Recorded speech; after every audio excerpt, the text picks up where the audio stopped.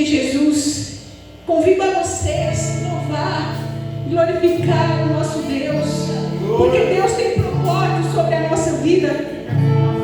Muitas vezes a gente no meio da caminhada não entende o porquê passamos por luta, não entende o porquê passou por algo que podia ser diferente, mas eu creio, eu acredito que Deus, Ele sabe de todas as coisas, Ele tem o controle de todas as coisas. Se está difícil, creia, confia, louva, no meio da luta, da tempestade, se Deus fez, se Ele fez, continua adorando, continua louvando, em nome de Jesus, porque só nós está aqui na casa dele, é o momento de agradecer, é o momento de glorificar, em nome de Jesus. Aleluia, Jesus.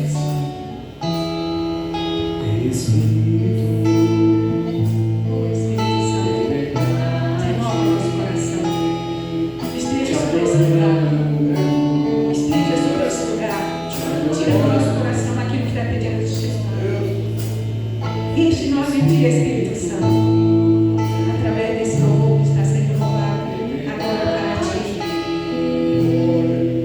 Te adoramos, te adoramos. Deus e Senhor, te entregamos nosso viver. Deus e Senhor, te entregamos nosso viver para te adorar, Rei dos Reis, porque eu nasci, ó Rei Jesus. Meu prazer é te louvar, meu prazer é estar nos atos do Senhor, meu prazer é viver na casa de Deus, onde flui o amor.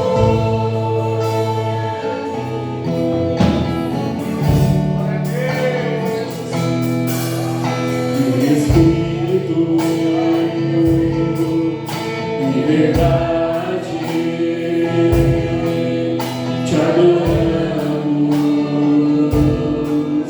te adoramos. Espírito em verdade, te adoramos, te adoramos. Rei dos Reis e Senhor, te entregamos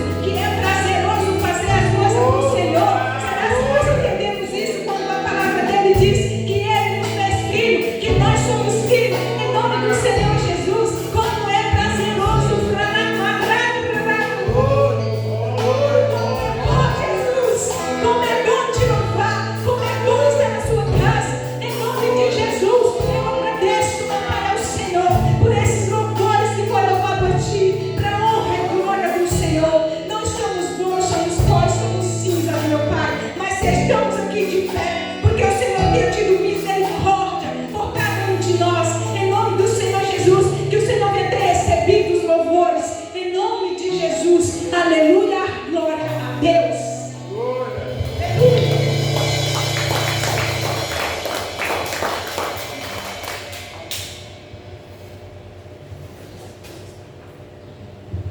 Glória a Deus, amém? Amém. Glória a Deus. Cumprimento a igreja com a paz do Senhor. Abra sua Bíblia lá no livro de 2 Reis, capítulo 4, versículo 1.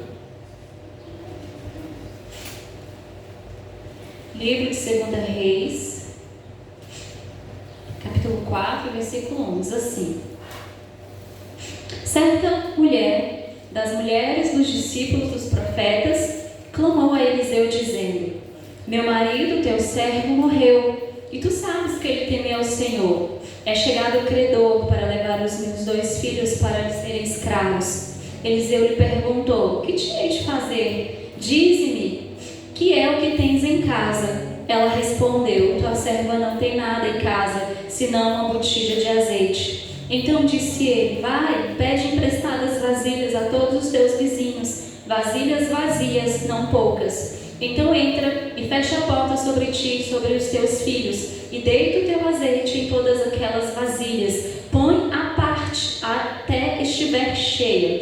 Partiu, pois, dele e fechou a porta sobre si e sobre os seus filhos. Estes lhe chegavam as vasilhas, e ela as enchia. Cheias as vasilhas, disse ela a um dos filhos: chega-me aqui mais uma vasilha. Mas ele respondeu: não há mais vasilha nenhuma. E o azeite parou. Então foi ela e fez saber ao homem de Deus. E ele disse: vai, vende o azeite e paga a tua dívida, e tu e teus filhos vivem do resto. Amém?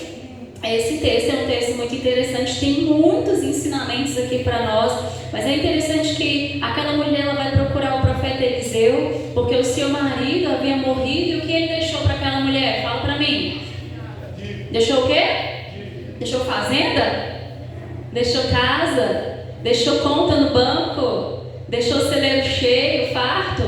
Não. Aquele homem, infelizmente, ele deixou para aquela família uma dívida enorme, a tal ponto de aqueles credores vierem e querer levar os filhos daquela mulher, né? Então esse texto também nos fala sobre gerenciamento. Talvez aquele homem não foi um bom administrador da sua casa, né? Eu quero dizer para nós que muitas vezes nós, como homens e mulheres de Deus, quando falamos sobre finanças, sobre dinheiro, nós precisamos pedir a Deus orientação, nós precisamos pedir a Deus sabedoria para como lidar com o nosso dinheiro, porque a palavra do Senhor diz que Ele tem prosperidade para nós, sim ou não? Tem, mas depende de quem o saber lidar com essa prosperidade? Minha ou de Deus?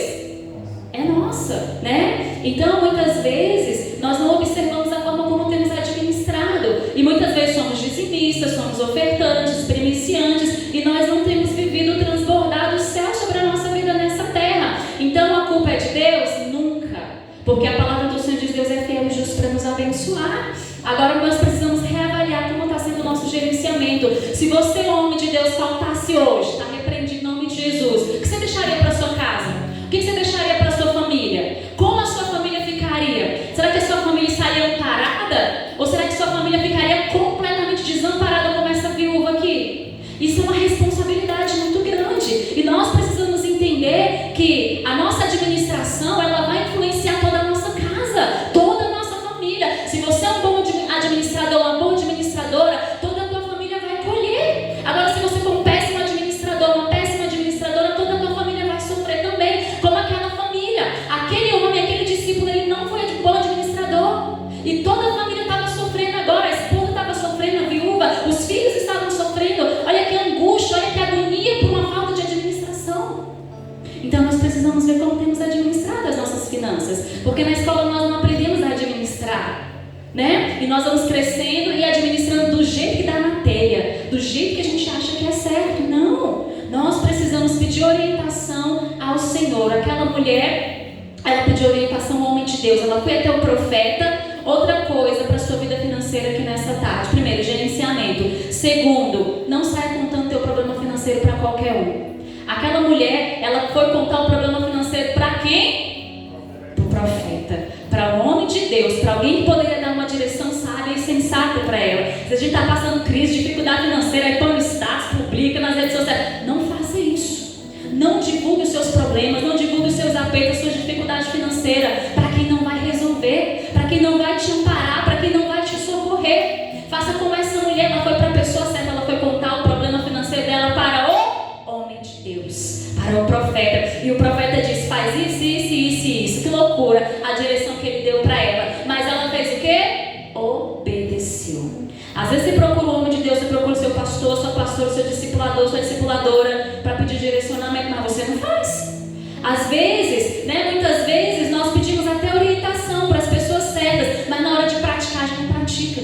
Na hora de praticar o dízimo, nós não somos fiéis no nosso dízimo. Muitas vezes nós damos uma oferta no lugar do dízimo. A palavra dízimo, é 10%. Não é 8%, não é 5%, não é 2%, é dízimo, é 10%. E tem muitas pessoas, infelizmente, dizimando oferta. Ou seja, ao invés de tirar o dízimo, tira uma oferta do seu salário. Está errado. Isso é o quê? Roubar a Deus nos nossos dízimos e ofertas. Então está aí muitas vezes o problema de nós não estarmos sendo abençoados nas nossas finanças. Falta administração e gerenciamento, falta sabedoria para procurarmos pessoas certas para nos direcionar no que fazer, e falta obediência em fazer.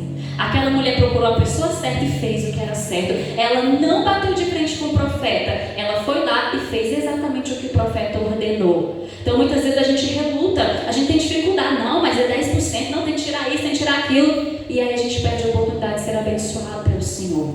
Então, quando nós obedecemos a palavra, nós vivemos o transbordar da bênção do Senhor nas nossas vidas, amém? Então creia, seja uma pessoa que cresce no dízimo, na oferta, nas bênçãos do Senhor para a tua vida financeira, mas não fique esperando que Deus faça, não, porque a parte de Deus ele faz, mas a nossa quem tem que fazer somos nós. A parte da viúva ela fez, ela saiu, foi atrás das vasilhas, foi atrás dos vizinhos, pediu emprestado, encheu a casa, os filhos ajudou, e Deus enviou a multiplicação e o milagre sobre os celeiros dela, amém? Então eu creio que Deus tem coisas grandes para liberar sobre os nossos celeiros, sobre a nossa casa, sobre as nossas finanças também, amém? Então vamos ofertar na casa do Senhor com toda a alegria do nosso coração, pedindo ao Senhor um coração sábio na administração de tudo aquilo que passarmos nas nossas mãos, e um coração obediente para praticarmos os princípios da palavra, amém? Glória a Deus.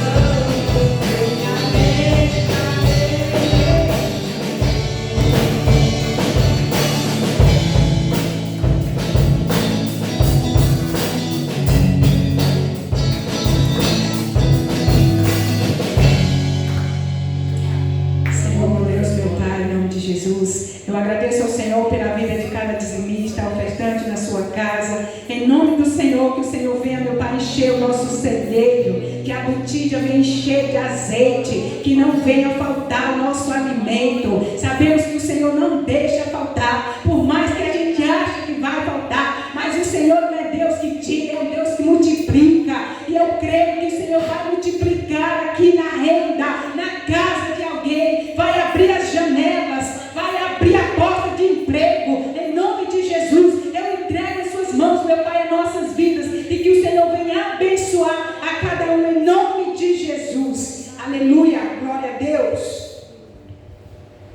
Amém, glória a Deus. Pode sentar um minutinho, quero lembrar que nós temos nosso Pix, amém? Já está ali nosso QR Code no finalzinho da igreja, na lateral da parede também. Então sempre que você também quiser fazer a sua oferta pelo Pix, nós temos ali à disposição, amém, igreja?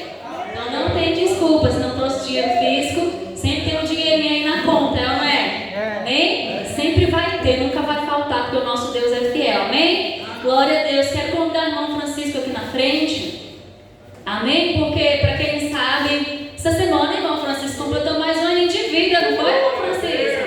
Vem aqui na frente, nós queremos orar pelo Senhor. Vocês se ouviram lá no grupo, a mamãe mandando mensagem, dando os parabéns lá pro Senhor. Foi na sexta-feira, né? Quando não entrou no grupo, né? Depois o povo felicitou o Senhor lá. Falei, irmão Francisco nem apareceu no grupo. Mas nós não esquecemos o aniversário do Senhor. Eu quero dizer que para nós é uma honra tê-lo aqui conosco no Ministério Filhos, viu? E estamos muito felizes por mais um ano, né? Que Deus permitiu o Senhor completar e de muitos que ainda virão, com muita saúde, com muita fé, com muita força e com muito crescimento para honra e para a glória do Senhor Jesus, amém? Quero chamar os homens que estão aqui, né? Para ficar juntinho do irmão Francisco, para colocar a mão no ombro dele, para declarar, profetizar. O pastor vai vir aqui na frente orar. E os demais irmãos, os homens, os meninos, amém? Pode sair do lugar, fica ali juntinho com o irmão Francisco para ele sentir a força, né, da sua alegria em saber que você se alegra por mais um ano de vida que ele completa, amém? Oremos. Pai, em nome do Senhor, obrigado pelo nome do irmão Francisco. Ele aniversariou, mas ele é o nosso presente, ele, a sua família, sua esposa, os seus filhos. Ó Deus, eu te louvo porque o Senhor efetuou a obra da regeneração em seu coração.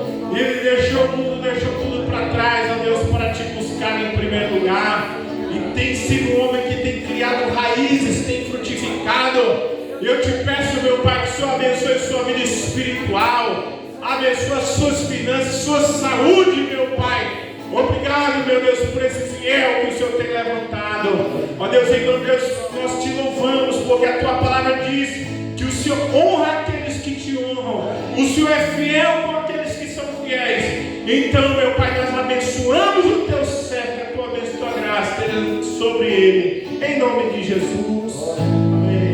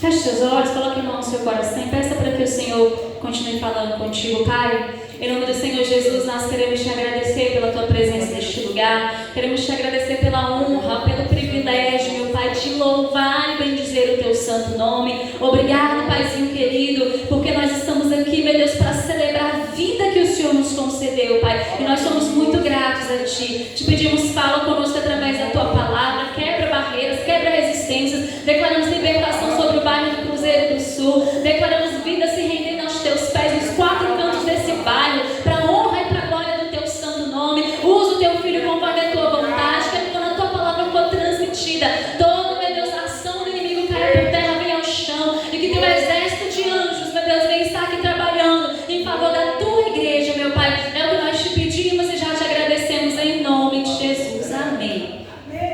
Amém, meus irmãos. Quem está feliz na presença do Senhor, dê um glória a Deus. Abra sua Bíblia em 2 Reis,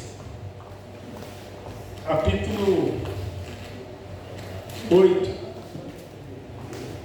2 Reis, capítulo 8. Glória a Deus.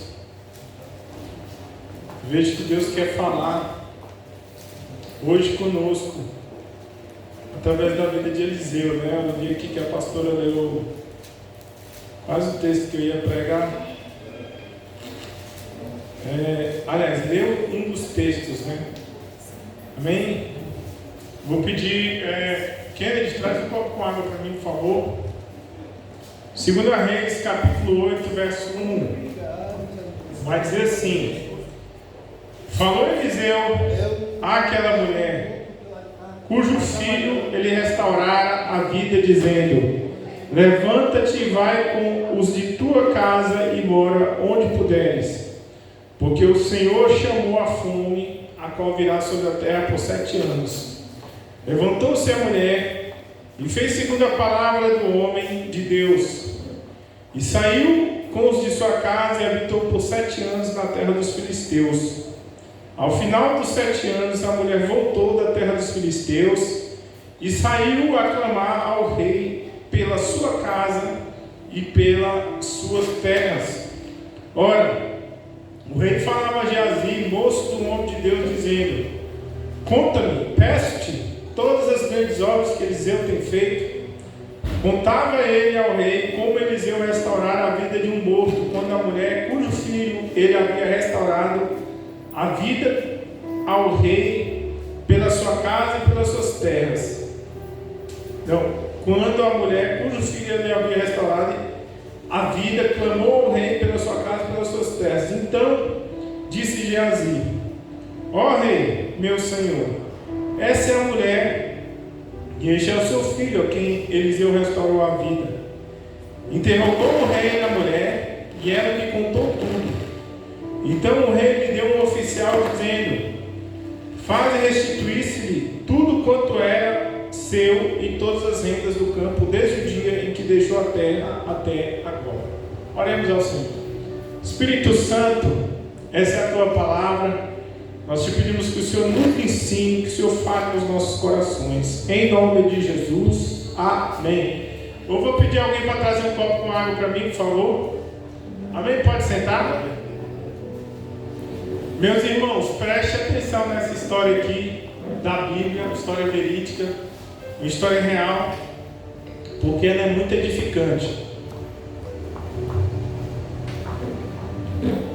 Nós vemos que esse texto ele fala sobre alguns personagens, e um desses personagens é quem? Geazi. E atenção, já estou falando da palavra. Então, qual que é o que a Bíblia fala de Geazi? Que ele era servo, ele era moço do profeta Eliseu. E sendo um moço do profeta, ele era um seminarista. Ele fazia parte daqueles que estavam no seminário aprendendo a palavra de Deus. E é interessante, tira um pouquinho o brilho para mim. E é interessante que, sendo ele um discípulo de profeta, um seminarista, era para ele estar onde? É para ele estar na presença do rei ou no seminário? É para ele estar com o profeta Eliseu.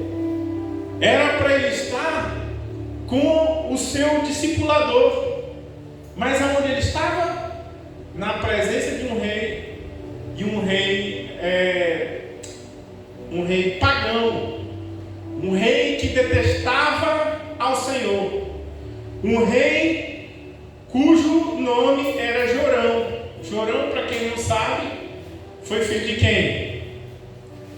Foi filho de duas pessoas muito famosas na Bíblia: Acabe e Jezabel. Para quem não sabe, Acabe, ele foi um homem que ele não era o cabeça da sua casa. Quem mandava na casa dele era a mulher dele, a Jezabel. Ele era um banana. Ele não era alguém que se posicionava e que buscava a Deus em primeiro lugar. E ele se casou com uma mulher muito pervertida, Jezabel, filha de Etbaal, que era não só um rei de Tiro e Sidom, mas ele era também sacerdote do deus Baal-Zebu. A palavra Baal-Zebu significa Deus das moscas. Ou seja, Acabe, ao invés de adorar o Deus verdadeiro, ele deixa o Deus Jeová, o Deus verdadeiro, para adorar ao Deus das moscas. Veja aí o grande primeiro erro dele. E Jorão, ele foi o descendente de Acabe e Jezabel, e daí já dá para ter mais ou menos uma ideia de qual que era a mentalidade de Jorão em relação a Deus. Ele era alguém que detestava a Deus. Em 1 Reis, capítulo 3, verso 2, abre a tua Bíblia lá. 1 Reis, capítulo 3, verso 2.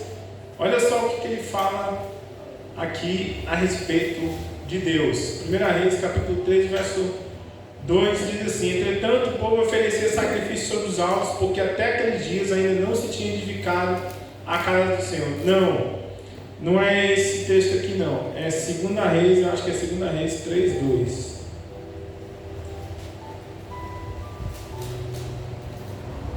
Ele vai dizer assim: olha só, Jorão, vou ler Jorão, filho de Acabe, começou a reinar sobre Israel em Samaria, ao 18º ano de Josafá, rei de Judá, e reinou 12 anos.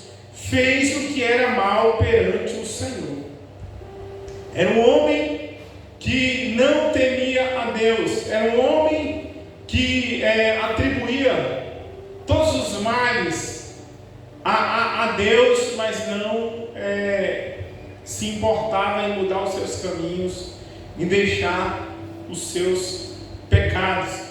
E Geazi estava na presença de quem? Na presença de Jorão. E por aí nós já podemos conhecer o caráter de Geazi. Nós podemos conhecer o caráter e a personalidade de uma pessoa da forma como ela lida com as decisões, na forma como ela lida com as suas amizades, na forma como ela lida com os seus compromissos. E veja aqui que Geazi, ele era alguém que era um seminarista, discípulo de profeta, e ele tinha que estar onde? No seminário, aprendendo a palavra de Deus, mas ele estava onde? Na presença de um rei que tinha raiva de Deus, de um rei mau. E eu vou te falar, quando uma pessoa anda com outra, ela tem que aceitar os seus pensamentos. Quando uma pessoa anda com outra, ela tem que aceitar os seus costumes. Quando a pessoa começa a caminhar com a outra, é porque ela já está afinada ali com, às vezes, as piadinhas imorais ou as coisas corretas que a pessoa fala.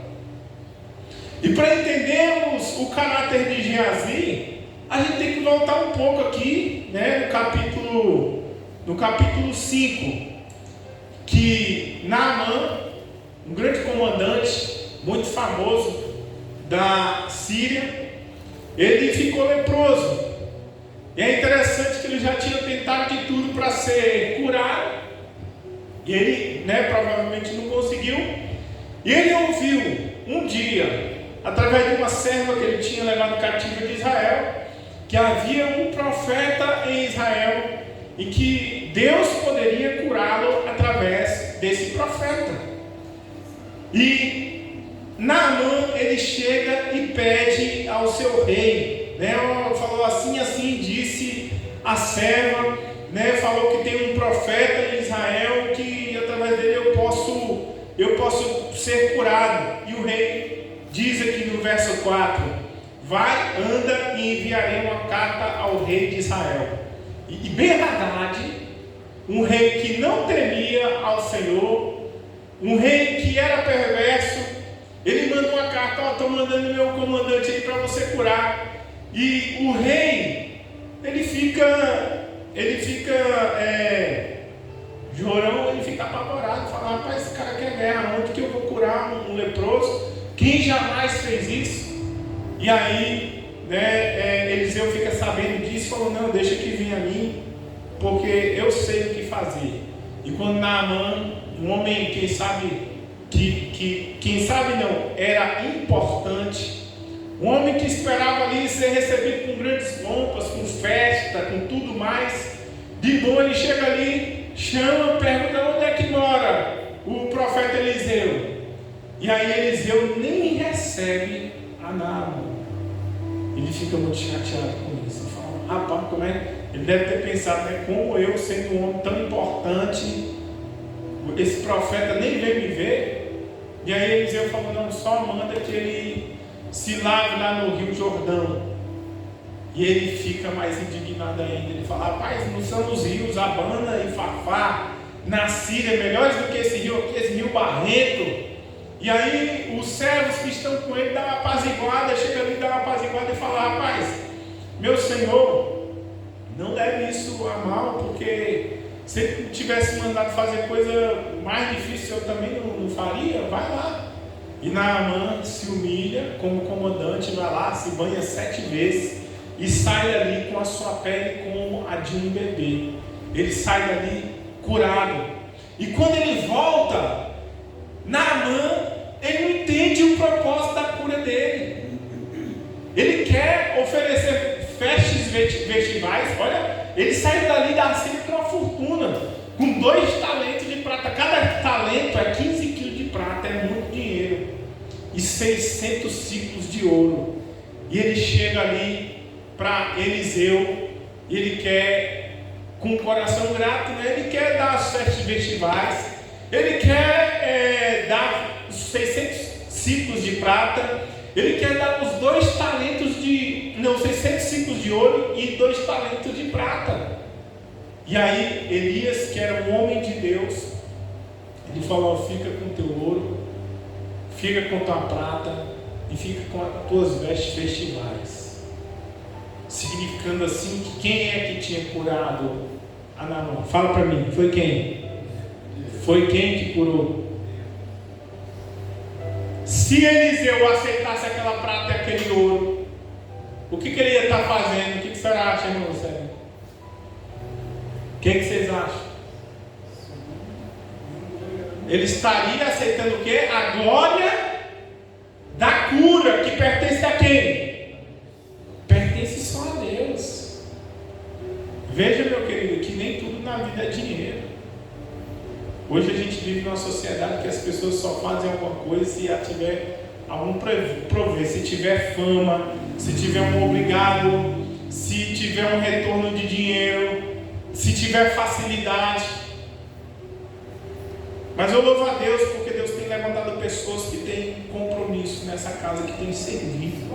Só o fato de você estar aqui, isso significa que já é um sacrifício. E Deus, Ele quer pessoas assim, que têm o coração na obra. Porque se nós formos analisar, o Eliseu, ele era ali o reitor daquele seminário, da casa de profetas. E eles não tinham dinheiro para comprar um machado. Volta aí um pouquinho, que você vai ver aí em 2 Reis, capítulo 6. Olha só, ele vai dizer, disseram os discípulos, ou seja, os seminaristas ali de seminário, né? Aos profetas de Eliseu, eis que o lugar em que habitamos contigo é estreito demais. Ou seja, a casinha dele era uma casa apertada, cheia de, quem sabe, de beliche, de homens que muitas vezes passavam até dificuldades. E o texto nos fala aí que os discípulos falam, mestre, nós estamos muito apertados aqui. A gente está precisando não aumentar a casa. E aí ele fala o seguinte, desce lá no Jordão, tira umas madeiras, mas vem com a gente. E quando ele chega ali, o que acontece com o machado? Ele cai na água. E o machado era de quem? O machado era emprestado, ou seja, Eliseu tinha, apesar de ser um homem que tinha a porção dobrada de Elias, ele não tinha dinheiro para comprar um machado. E Geazi, quando ele fica sabendo que o seu mestre rejeita aquela fortuna, 600 ciclos de prata, 2 talentos, não, 600 ciclos de ouro, 2 talentos de prata, aquelas festas festivais, ele corre atrás, ele fala, não, meu mestre não pode rejeitar isso. E ele alcança Naamã e fala, meu mestre se arrependeu, né? Ele está aí pedindo alguma coisa e ele vai lá, pega 2 vestes, ele pede 1 talento de ouro. E Naamã está tão maravilhado, está tão grato com aquilo que ele dá 2 talentos, ou seja, 30 quilos de prata, que já era muito dinheiro. E quando ele volta, Eliseu pergunta para Geazi: o que tu fez? Moço, você cometeu um grande erro, porque fazendo isso você tocou na glória de Deus, e agora quem vai ficar leproso é você. A lepra de Naamã agora vai passar para você. E o texto nos fala que não só Geazi ficou leproso, mas toda a descendência dele. E agora Geazi estava onde? Ele estava onde ele queria. O que ele pediu para Naamã?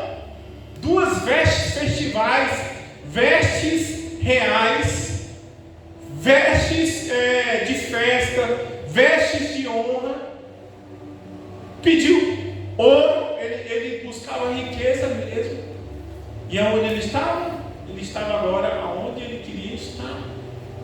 Ele estava na presença do rei, mas um rei idólatra, um rei que não temia a Deus. Ele estava no lugar de honra, mas com o seu coração vazio.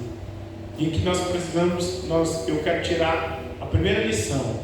Nós temos que tomar cuidado com o que a gente quer, porque às vezes Deus pode dar, mas o que adianta estar na presença de um rei que não teme a Deus, um rei que tem raiva de Deus, um rei pagão, quem sabe até ali com aparente honra, mas leproso, com o coração vazio, distante do propósito de Deus. Esse é Geazi. Geazi, apesar de ser um discípulo de profeta, ele tinha um coração torto. Ele tinha um coração voltado apenas para a fama, para o ouro, para a prata. E nós podemos ver que Geazi era meio estranho, porque quando Eliseu ele chega ali na casa da sunamita, e Eliseu fala: rapaz, essa mulher tem sido muito boa para nós, ela tem nos ajudado na obra, ela fez um quartinho aqui, o que nós podemos fazer para ela? Ele comenta com Eliseu. E aí é interessante que Eliseu estava observando. Qual era o olho? O que ele estava observando? Ele fala: rapaz, essa mulher é nova, o marido é velho, ela não tem filho, olha só o que ele estava observando. E é interessante que, com base nisso, Eliseu ele profetiza sobre a vida da sunamita. Eu não vou falar sobre ela agora, mas veja que Geazi estava na presença de um rei que não temia a Deus, estava na presença de Jorão. E quem era Jorão? Conforme eu já falei, filho de Jezabel e de Acabe, homens que não temiam, um casal que não temia a Deus.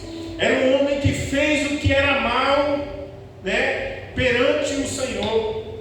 E aqui eu digo, meu querido, temos que tomar cuidado com quem nós andamos, da presença de quem nós queremos estar, e temos que tomar cuidado com o que nós desejamos, porque Deus pode nos dar. Eu sou muito grato a Deus, porque a maioria das orações que eu fiz não foram respondidas. A maioria das coisas que eu pedi para Deus, Deus não me deu. Imagine eu e você, onde nós estaríamos se Deus desse tudo que a gente pedisse. Eu mesmo reconheço que eu busco temer ao Senhor, mas eu acho que eu não seria pastor e nem estaria aqui. Sabia? Porque eu já tive situações assim, eu mesmo falando por mim mesmo, de cabeça tão quente, que se eu tivesse dinheiro, eu pegava uma passagem e eu comprava ia para o Japão. Eu já tive vontade de desistir ser pastor, porque às vezes é pesado. Eu já tive vontade de, moço, deixar a família, deixar a esposa, deixar tudo. E eu louvo a Deus porque eu não tive dinheiro na conta naquele dia. E essa é a minha história, que talvez pode ser a sua também. Quem sabe se você não já tinha se destruído, se tu não fosse muito milionário, ou se você já tivesse pedido tudo aquilo, né, recebido tudo aquilo que você pediu, né? Deus, na nossa caminhada, nos livra de pessoas, Ele nos livra de negócios, Ele nos livra de relacionamentos, para que nós possamos estar no centro da sua vontade. E muitas vezes o próprio Deus, Ele faz morrer sonhos para nos direcionar ao lugar aonde quer que nós estejamos. A palavra de Deus nos compara a oliveira, a parreira. Qual é que dá uva? É a parreira, né? E se plantar uma parreira, sabe qual é o melhor lugar para você plantar uma parreira? É num deserto onde não dá nada. Porque, por exemplo, solo fértil assim ela pega. Mas tem uma terra lá do lado de casa lá que nada dá, só dá mato. É naquele lugar que você plantar uma parreira, ela dá a melhor uva. Um lugar que não é fértil, um lugar que não tem produtividade nenhuma no solo, ela frutifica ali.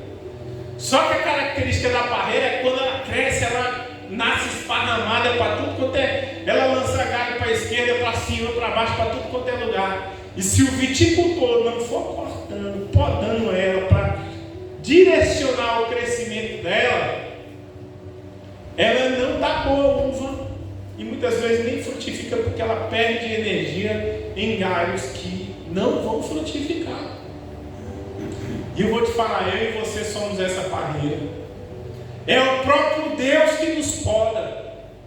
Muitas vezes nós temos 1 milhão de metas, de sonhos, de propósitos, e a gente quer crescer para tudo quanto é lugar, e a gente mete as caras, gasta dinheiro, vai lá. E às vezes a gente perde até tempo. E o projeto morre, o projeto não dá certo. Por quê? Já é Deus te dando livramento. Deus tira pessoas. Deus faz com que projetos muitas vezes não deem certo, para que nós estejamos no centro da vontade de Deus. E Eliseu está onde? Ali, num lugar onde ele não deveria estar, na presença do rei, em vez de estar na presença do profeta. E é interessante que ele está contando uma história, né, para um rei que não teme a Deus, para um rei que reclama de Deus, assim como o povo de Israel. Geazi, ele queria riqueza, queria dinheiro, queria ouro. Ele estava ali, conseguiu o que queria, mas com o coração vazio. Veja que ele nem teme a Deus. E nós devemos tomar cuidado, meus irmãos, porque quando Deus tirou o povo de Israel do Egito, que eles estavam caminhando pelo deserto, Deus estava alimentando com maná. E o que eles falaram? Rapaz, estou de saco cheio desse negócio aqui. Maná todo dia, mesmo louvor, a mesma igreja, mesmo lugar todo dia. Não quero isso não. E murmurou contra Deus, falando que Deus os tinha levado ali para passar fome, para passar dificuldade. E Deus é tão bom que eles queriam carne e Deus deu carne. E o texto nos fala que a ganância deles foi tão grande quando chegou ali as codornizes, que eles estavam comendo e comendo saiu carne pelo quê? Pelo nariz, e morreu. E Deus suscitou uma praga ali que matou mais de 70 mil pessoas. Cuidado com o que nós queremos, porque Deus pode dar. E muitas vezes, se nós não prestarmos atenção no propósito do nosso coração, nós podemos até alcançar, mas de coração vazio, coração, com família arrebentada, casamento arrebentado, saúde arrebentada. Quantas pessoas aí não quiseram ficar milionários, conseguiram? mas depois tiveram um infarto, um AVC e não puderam desfrutar do que alcançou. Outras pessoas, a semelhança desse profeta, que foi lida aqui a palavra na hora da oferta, que era até um homem de Deus, entre aspas, né? Mas ele abandonou sua família, deixou dívida para sua família, não cuidava da sua família. Da mesma forma pode ser você, mulher, né? Que não cuida do seu esposo, não cuida dos seus filhos, ou o homem que não cuida da sua casa. Nós devemos prestar atenção nessas questões, porque não adianta nós termos grana, ouro, fama e perder a nossa família e a nossa salvação. Nós podemos ver aqui que Geazi, ele não se importa a semelhança daquele povo ali que murmurou contra Deus. E o texto nos fala que Deus, ele concedeu o desejo do coração daquele povo, mas foi destruição para a vida deles. E aí, eu gostaria que você repetisse comigo a seguinte pergunta: o que eu desejo? Todos, o que eu desejo para a minha vida, que não é da vontade de Deus e que vai ser destruição para a minha vida? O que é que nós estamos desejando que não é a vontade de Deus? Muitas vezes, né, a ganância, a ambição, sem que ela esteja adequada à palavra de Deus, ela pode nos trazer destruição. Geazi estava diante de Jorão, mas distante do centro da vontade do Senhor. Estava ali, quem sabe, né, diante da presença de alguém importante e poderoso, mas leproso. Se nós formos ver lá em 2 Reis, capítulo 6, verso 33, Jorão, ele fala, ele atribui, né, aquele mal que estava vindo a Israel ao Senhor, né? E aí eu pergunto, o que Geazi estava fazendo na presença de um rei que zomba de Deus, na presença de um rei que não temia o Senhor? Algumas pessoas de vez em quando, ovelha, chega e pergunta: pastor, eu posso ir em tal igreja? Eu posso ir em tal lugar? E às vezes dá até trabalho para a gente falar não, né? Quando eu vejo que é ovelha e eu vejo que vai ser mal para ela, não vai ser bom, vai confundir a cabeça dela, eu falo não. E muitos perguntam: por que eu não devo estar? E a segunda pergunta que eu faço é a seguinte: por que você quer estar na presença de uma pessoa que não teme a Deus? Por que você quer estar com uma pessoa que, né, às vezes tem a família arrebentada, está endividada, uma pessoa que conta piada, né, imoral, ou um lugar que não é do mesmo propósito? Por que eu faço essa pergunta? Porque é até estranho, né, um servo de Deus querer estar em ambientes que não agradam ao Senhor, que vão contra a palavra de Deus, ou a visão que Deus tem dado. E eu costumo dizer que gambá atrai gambá. Sabia disso aí? Veja, né? O Caio chegou aqui e atraiu o amiguinho dele de escola. Ou seja, jovem atrai jovem, adolescente atrai adolescente, varão atrai varão, mulher atrai mulher. E eu digo, gente que teme a Deus atrai outros. Agora, por exemplo, um crente que está dentro da igreja, ele quer andar com gente que não teme a Deus, tem alguma coisa errada aí, entendeu? Nós devemos ver isso aí. Porque Geazi queria estar na roda de Jorão, falando a mesma linguagem, aceitando os mesmos pensamentos, né? E a palavra de Deus vai nos dizer lá no Salmo 1, verso 1: bem-aventurado o homem que não anda no conselho dos ímpios. Andar no conselho é de vez em quando tu ir lá e tu conversar com alguém que não teme a Deus.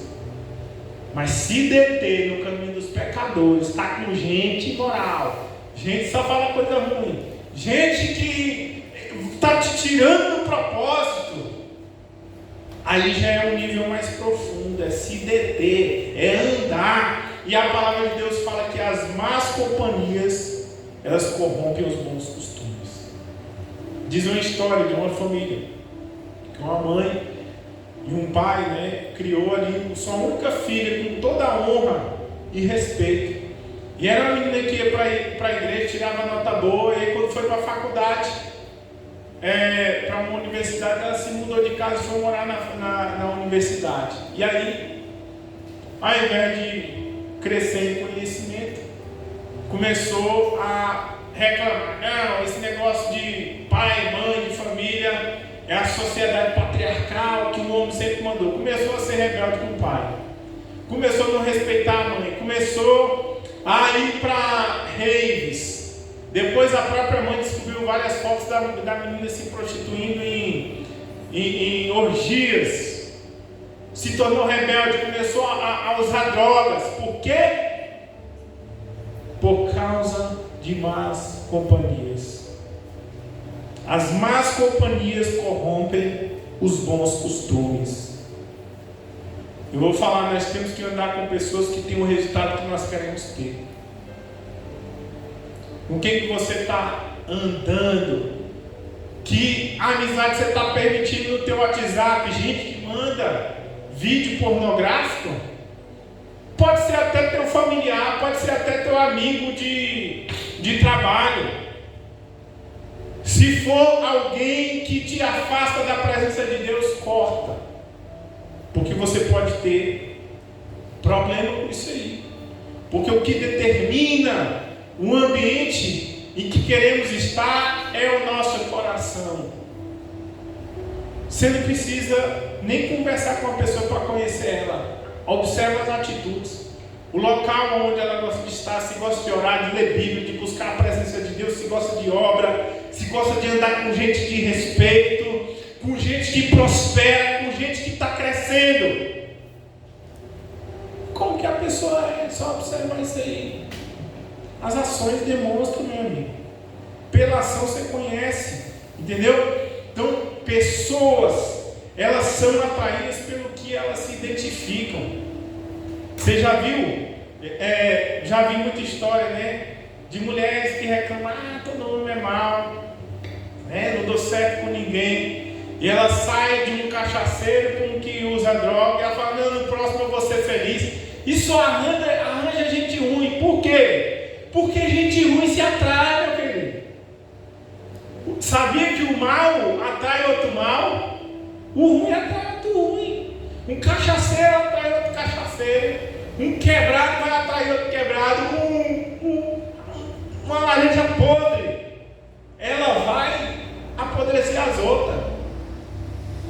E é interessante, né, que esses dias nós compramos um ovo. Às vezes um ovo apodrece na caixa, e se não tirar ele apodrece os outros também. Então nós devemos ser muito seletivos com quem nós andamos, com o que nós assistimos, o que nós vemos e o que nós falamos. Ande com lobo e você vai aprender a uivar, né? Ande com ovelha e você vai aprender a ser uma ovelha. Na nossa caminhada, muitas pessoas já passaram por essa igreja.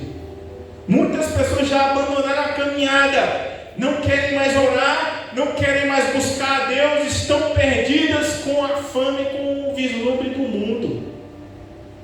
Como Geazi, né? Que tinha tudo para ser o terceiro Elias.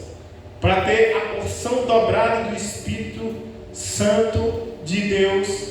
Mas ele se perdeu. Entendeu? Então nós não devemos estar aonde Deus não está. Nós não devemos andar com pessoas que não comungam dos nossos princípios, dos nossos valores, a não ser para cumprir o propósito de Deus. Então eu falei de dois personagens nesse texto aqui. E nesse texto ainda tem uma terceira personagem, que é a mulher que teve seu filho ressuscitado. E quem é essa mulher? É quem? É a sunamita. Exatamente a sunamita. E aqui nós vemos um exemplo diferente do rei Jorão e do Geazi. Quem era a Sunamita? Nós podemos conhecer, ter contato com a história da Sunamita no capítulo 4, que a pastora leu aí, mas no verso 8. O verso 8 vai nos dizer: certo dia passou Eliseu por Sunem, onde se achava uma mulher rica. Então o texto vai dizer que a Sunamita era o quê? Ela era uma mulher rica, não só de dinheiro, mas ela era rica da presença de Deus. Eu quero te falar, meu querido, não é pecado nós buscarmos ser prósperos, porque a palavra de Deus ela fala o seguinte: obedeça aos meus mandamentos, obedeça aos meus estatutos, para que prosperes em tudo que fizeres. É a própria Bíblia que fala ali a Josué: medita nessa lei dia e noite, e dela não te aparte a tua palavra e os seus mandamentos, para que prospere em todos os teus caminhos. É a Bíblia que fala de prosperidade. Não é pecado ser próspero. A Sunamita era uma mulher próspera, mas mais do que prosperidade financeira, ela tinha temor a Deus. Ela era uma ovelha. Ela era uma mulher que buscava a direção de Deus, buscava se alinhar aos mandamentos do Senhor. E ao contrário de Geazi, que estava com o olho em vestes festivais, estava com o olho na prata e no ouro. Essa mulher tinha prata e ouro, mas o objetivo dela estava nas coisas espirituais, porque o texto nos fala que ela valorizava as coisas espirituais. Ela percebe, quando Eliseu está passando ali por aquela cidade, que Eliseu era um homem de Deus. Veja o verso 9.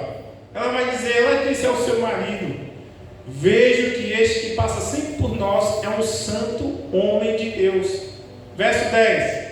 Façamos-lhe, pois, em cima um pequeno quarto, obra de pedreiro, e ponhamos nele uma cama, uma mesa, uma cadeira e um candeeiro. Quando ele vier à nossa casa, retirar-se-á para ali. Ou seja, era uma mulher que tinha foco nas coisas espirituais. Era uma mulher que servia sem interesse. Eu te pergunto, para fazer um quarto, de 2x4, leva no mínimo aí 500 tijolos. Eu não sou pedreiro, mas deve custar também os 4 sacos de cimento, reboco, uma cama boa, deve estar custando R$600, uma mesinha e um candeeiro, mais um dinheiro. E ela estava disposta a honrar, não só o homem de Deus, mas a honrar com as suas finanças, com os seus bens, com o que ela tinha. Meu querido, você pode ver que uma prova de que uma pessoa é convertida é que ela não tem dificuldade de ser dizimista. Ela não tem dificuldade de ser primiciante, ofertando na casa de Deus. Ela não tem dificuldade de vir trabalhar com as suas próprias mãos, de doar o seu tempo para limpar a igreja, para consertar o telhado, para comprar uma luz, para comprar uma tinta, para contribuir com a casa do Senhor. E essa mulher aqui era alguém que se importava com as coisas espirituais. E eu digo que faz toda a diferença se importar com as coisas espirituais. Hoje eu estava trabalhando ali com o irmão Ivan, enquanto ele estava ali me orientando e a gente trabalhando junto, telefone só ligando, aparecendo, oportunidade de trabalho. E irmão, você ligou, eu falei: não, agora toda vez que tiver trabalho aqui, pode me chamar, mano, pode me chamar que eu vou estar aqui. Ele entendeu o princípio, ele entendeu o propósito, que quem retribui aquele que trabalha para o Senhor, meu querido, é o próprio Deus que prospera. Eu louvo a Deus pela vida da irmã Lucélia. Irmã Lucélia aqui, meu amigo, queria ter que fosse uma igreja cheia só de irmã Lucélia aqui, e pastora, mulheres de fé, mulheres de oração, Irmã Lucélia está na célula, está mandando lista de oração no grupo, está na igreja, está ajudando, está evangelizando, empreendendo, meu amigo.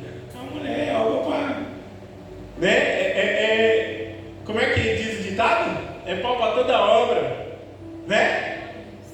Então, que Deus levante 1000 mulheres como minha esposa, como a irmã Lucélia, né, nessa igreja, que tem um coração em honrar a Deus, mesmo que não seja vista, mesmo que não receba um obrigado, mesmo que muitas vezes passe por lutas e desagrada, mas está ali porque está servindo a Deus, ao Senhor Jesus Cristo. A Sunamita era alguém assim, era uma mulher que servia a Deus sem interesse, ao contrário de Geazi, ao contrário de Jorão, era uma mulher que honrava ao Senhor. E nós vemos que ela não tinha filhos, mas Deus lhe dá um filho, e esse filho vem a falecer lá na frente. E conforme eu mandei um texto, se eu não me engano, é 1 Samuel 2,30. O Senhor fala: eu honro aos que me honram. Deus proferindo ali uma palavra contra Eli. Nós vemos essa mulher que ela honra o profeta, ela honra a Deus. E quando o seu filho falece, ela fala para o seu esposo o seguinte: ó, prepara para mim um jumento, para eu ir à presença do profeta. E aí o marido dela perguntou-lhe: por que você vai hoje? Hoje não é dia de lua nova, não é sábado. E ela disse: o quê? Não faz mal. Olha aí Deus falando novamente. O filho tinha falecido e ela não contou nem para o esposo. O esposo pergunta: para que tu vai? Ela fala: não faz mal não, eu vou. Cuidado com quem você conta os seus problemas. Cuidado com quem você conta na hora da adversidade. Porque ela não falou nem para o esposo que o filho tinha falecido. Eu te falo, há lutas e adversidades que é só nós e Deus. Tem coisas e lutas que eu nem falo para minha esposa, que eu sei que ela não tem estrutura para suportar. Como eu sei também que tem muitas lutas que ela passa, não fala nem comigo, ela resolve no joelho. Há coisas, meus queridos, que é só nós e Deus. Crises existenciais, lutas e adversidades que Deus permite para a gente aprender a dobrar o nosso joelho, para a gente aprender a ter intimidade com Deus, para nós buscarmos ao Senhor. E essa mulher fala: não faz mal. E aí Elias morava no alto do Monte Carmelo, e ela vê a mulher vindo, e aí Eliseu manda Geazi encontrar com ela, falou: tá vindo, vai lá perguntar o que é. E quando Geazi chega e pergunta qual era o problema, vai tudo bem? Ela fala: vai tudo bem. Porque com certeza ela era uma mulher sábia, ela era uma mulher que sabia observar as coisas. E se nós quisermos ser sábios, nós temos que abrir os nossos olhos e saber ver além das palavras. Porque às vezes a pessoa está sorrindo na tua frente, mas está com o coração mal, está chateada, está magoada, está brava. Serve por formalidade, mas o coração não é sincero. Vai porque tem que fazer, vai por obrigação. Eu vou te falar, meus queridos, nós devemos servir a Deus por sinceridade, mas devemos também pedir sabedoria para Deus, para nós sabermos lidar com as pessoas que falam conosco, porque nem sempre as palavras que são ditas são verdadeiras, e às vezes você percebe isso olhando no olho da pessoa, vendo a atitude da pessoa. Quantas vezes nós somos ingênuos, nós fazemos negócio com gente ruim, gente que quer o nosso mal, gente que não se alegra com as nossas alegrias, com os nossos objetivos. E é interessante, né, que essa mulher, ela não fala o seu problema para o seu esposo, ela não conta o seu problema para Geazi. E aí quando ela chega na presença do profeta, ela se prostra. Ela conta o seu problema para quem pode resolver. E o texto nos fala que Geazi tentou arrancá-la dos pés de Eliseu. Chegando-se ela, pois, 2 Reis, capítulo 4, verso 27. Chegando-se ela, pois, ao homem de Deus, ao monte, abraçou-lhe os pés. Então se chegou Geazi para arrancá-la, mas o homem de Deus disse: deixa, porque a tua alma está em amargura e o Senhor me encobriu e não me manifestou. Disse ela: pedi ao meu Senhor um filho? Não disse eu: não me enganes. Disse o profeta Geazi: cinge os lombos e toma o meu bordão e contigo vai. E aí ele pegou o bordão, colocou ali sobre o menino que havia falecido e ele não ressuscitou. E ele chega ali e coloca os seus olhos, a sua boca, sopra sobre a vida daquele jovem, e depois de ele ser aquecido, ele ressuscita. E eu digo: por quê? Por que Deus ouviu aquela mulher no dia mau? Por que Deus ouviu a sunamita quando ela perdeu o seu filho? Porque ela foi fiel, porque ela tinha raízes na presença de Deus, porque ela não deixava a presença de Deus quando passava por lutas e adversidades. Ela, para servir a Deus, ela não ficava contando centavos, mas ela ia e pagava o preço, meu querido. E eu digo que alguém que verdadeiramente se converteu, ele olha para a vida dele quando estava no mundo, que como nós estamos contando hoje, lá no mundo, alguém quando vai fazer uma laje, marca um churrasco e 6 horas, 5 horas da manhã as pessoas estão lá, mas quando é para a obra de Deus, são poucos que querem pagar o preço da distância, o preço, né, de muitas vezes tirar dinheiro do bolso, de trabalhar e de honrar ao Senhor. Mas eu louvo a Deus que Deus está levantando aqui nessa noite, das pessoas que estão nos ouvindo, pessoas fiéis, pessoas que pagam o preço de ir buscar as vidas perdidas no mundo, pessoas que estão dispostas a contribuir no reino de Deus. Perguntei para o seu irmão: você é alguém que está disposto a pagar o preço? Aí do lado pergunta: você está disposto a pagar o preço para ser fiel, para buscar o Senhor? Então essa mulher, diferentemente de Geazi e de Jorão, ela é alguém que está disposta a deixar o pecado. Ela é alguém que está disposta a trabalhar na casa do Senhor. Ela é alguém que está disposta a glorificar a Deus com a sua vida, com os seus bens, com a sua riqueza, com o seu tempo, com tudo que ela tem. Se coloque de pé nessa hora. Eu pedi ao Ministério do Louvor que nos ajude. Então, meus queridos, nós temos que tomar cuidado com o que nós desejamos, porque às vezes o que nós desejamos pode nos afastar da presença de Deus. Podemos até alcançar aquilo que queremos, mas não da forma que Deus quer. Não importa se é presidente, se é um juiz, se é um deputado, se não temer a Deus, não são pessoas as quais nós devemos querer estar. Nós devemos ver também que os locais determinam a nossa fé e o que nós alcançamos. Aquela mulher, ao contrário de Geazi, ao contrário do rei Jorão, ela desejava estar na presença daqueles que serviam a Deus. E ela queria tanto a presença de Deus, que ela não só reconhece que Eliseu era um homem de Deus, mas ela faz um quarto, ela compra uma cama, ela prepara uma mesa. Quer pregar?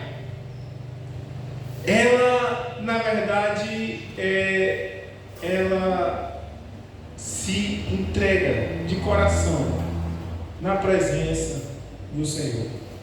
Então nós devemos fazer isso. Devemos nos entregar de coração na presença do Senhor. Oremos. Pai, em nome do Senhor Jesus, nós entregamos a nossa vida, os os nossos caminhos nas tuas mãos. Ó Espírito Santo de Deus, encha os nossos corações. Ó Deus, em nome do Senhor, atrai-nos a Ti. Ó Deus, em nome do Senhor, encha-nos do Teu Santo Espírito, meu Deus, a cada dia. No nome de Jesus, nós te pedimos, dai-nos sabedoria para que nós possamos escolher as nossas amizades. Ó Deus, em nome de Deus, dai-nos sabedoria para que nós tenhamos um coração prostrado e humilhados na Tua presença. E guia-nos nos nossos sonhos, guia-nos nos nossos projetos, porque de nada adianta, Senhor, nós estamos na presença de reis, mas com o coração vazio, leproso, distante da Tua presença. De nada adianta a fama. Ó Deus, estamos cheios de dinheiro no bolso, mas distante da Tua presença. Nós queremos sim, Pai, ser prósperos, ricos, ter dinheiro no bolso, mas temos em primeiro lugar a Tua presença. Capacita-nos a sermos como aquela mulher sunamita, que embora ela não tenha tido fama, e a Bíblia nem cite o seu nome, Senhor, mas ela era alguém que tinha um coração no Teu altar. Ela era alguém que tinha o propósito de honrar a Ti. Ó Deus, em nome de Jesus, de honrar a Tua presença. Eu abençoo a vida espiritual dessa igreja, para aqueles que nos ouvem, Senhor. Eu abençoo as finanças. Em nome do Senhor, te peço, atrai-nos ao centro da Tua vontade, e que o Senhor nos capacite, meu Deus, a Te honrar com o que o Senhor nos deu, com o que nós temos. No nome de Jesus, nós entregamos os nossos caminhos e a nossa alma nas Tuas mãos. Em nome de Jesus. Amém. Pode sentar, meu querido. Então, que nós, ao contrário de Jazi, de Jorão, nós temos o propósito de estar na presença do verdadeiro Rei, que é o Senhor Jesus. Amém? Eu retorno a palavra ao pastor. O pastor falou que tinha alguns avisos para passar no final. E para Jesus, uma salva de palmas. Amém? Glória a Deus, amém? Amém, igreja? Glória a Deus. Não é porque a gente está em pouca quantidade, a gente tem que ser igual gatinho e amém. Glória a Deus! Aleluia! Tomou posse da palavra? Você está voltando para a sua casa alimentado pela palavra? Porque a palavra não é do pastor, a palavra é do Senhor. Amém? Então mergulhe em tudo aquilo que foi ministrado neste altar, nessa noite, porque Deus certamente tem falado e ministrado aos nossos corações. Então, nós precisamos guardar no nosso coração a palavra do Senhor e fazer dela a nossa fonte de vida. Amém? Eu quero lembrar para os nossos irmãos que os nossos cultos de terça estão sendo, os nossos cultos de oração, agora, a partir dessa terça, na casa da irmã Ilma. Amém? Então, não é para você ficar em casa. É para você ir orar, amém? Saia da sua casa e vá orar, Então nós queremos convidar toda a igreja a estar lá na casa da irmã Ilma. A gente vai mandar a localização para quem não sabe, e nós queremos te encontrar lá terça-feira, porque nós estaremos em oração, buscando o Senhor da mesma maneira que nós estávamos no templo orando. Nós não vamos vir para cá para facilitar para os irmãos, para estar mais perto, para todo mundo estar lá junto. Então é melhor a gente estar mais lá pertinho, porque a gente tem que vir para cá também nas terças. Então nós contamos com a presença de todos no culto de oração 7h30, amém? Leve seu caderno de sonho, leve seus objetivos, porque o propósito é o mesmo, oração. Quinta-feira nós temos a nossa escola de capacitação e destino, que por enquanto está sendo online. Então nós queremos convidar todos a participarem. O pastor tem mandado o link, lá no canal da igreja, que nós temos um canal. Então Então abra, acesse o canal da igreja, veja as pregações, tudo que tem sido feito, né, está sendo postado lá no canal. E esses encontros, né, de discipulado, né, escola de capacitação, que também não deixa de ser um discipulado, vai acontecer por enquanto online, amém? Essa quinta foi uma bênção, né? E essa próxima quinta não terá, por quê? Porque é a nossa última quinta do mês. Última quinta do mês nós temos o quê? Encontro de casais, exatamente, né? Então, vai ser o nosso último encontro de casar do ano. Então, a gente vai fazer diferente, né? A gente merece ou não merece? Você quer casar? Nós vamos fazer o nosso jantar, amém? Que vai ser lá no quiosque maranhense, quem já foi? Eu nunca fui, particularmente, mas nós temos excelentes recomendações de lá, diz que é um dos melhores lugares, né, aqui do Jardim Gá, né? Então nós vamos para lá e vai ser uma bênção, né? Já mandei até o cardápiozinho lá para vocês darem uma olhada, né? Então, meu irmão Ivan, irmão João Batista, né? Convida as esposas de vocês para estarem quinta-feira, tá bom? Vai ser 7 horas, né? Vamos marcar 7?